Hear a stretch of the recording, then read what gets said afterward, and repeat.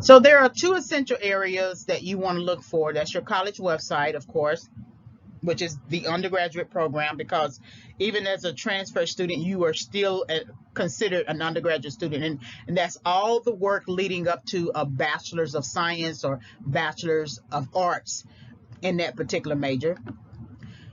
Any of the degree requirements, you want to definitely know if you can complete that degree based upon the time you will be allotted or you allot yourself, the finances, right? So you want to look at your degree requirements, course description. So it's very important to see if, for instance, if you want to major in creative writing, you want to know if that degree program has fiction, nonfiction courses, different other types of genres, so you can practice as much as possible.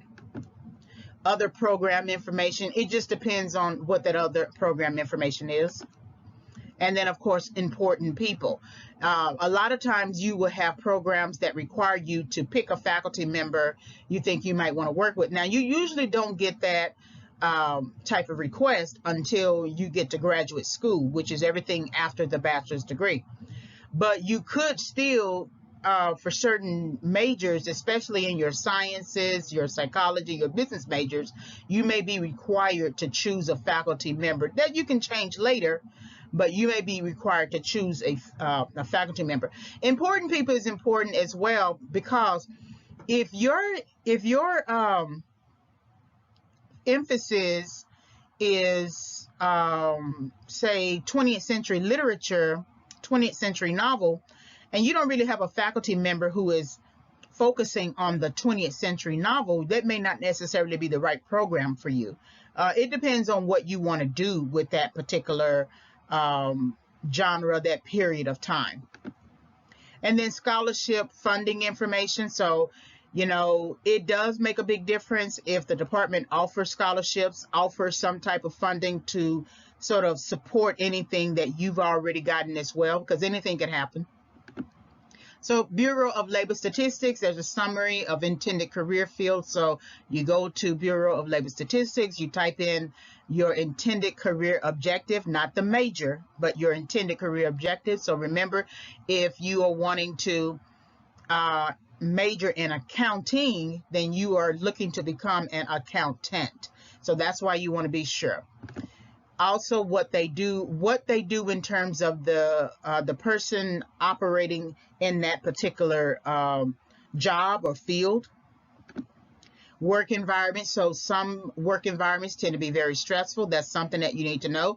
If you are the type of person who can't stand for long periods of time, then you need to make sure that you are choosing the right job that will allow you some flexibility in sitting down and standing up. I wouldn't pick a security guard job if you have to stand for 8 hours a day, right? So that's something to think about. How to become one. So, and these are the tabs on Bureau of Labor Statistics that you can click once you access the website, and it gives you a step-by-step sort of how to become one. Pay and Job Outlook. Now, you don't really need to refer or reference Pay and Job Outlook in a personal statement, but it's something for you to know.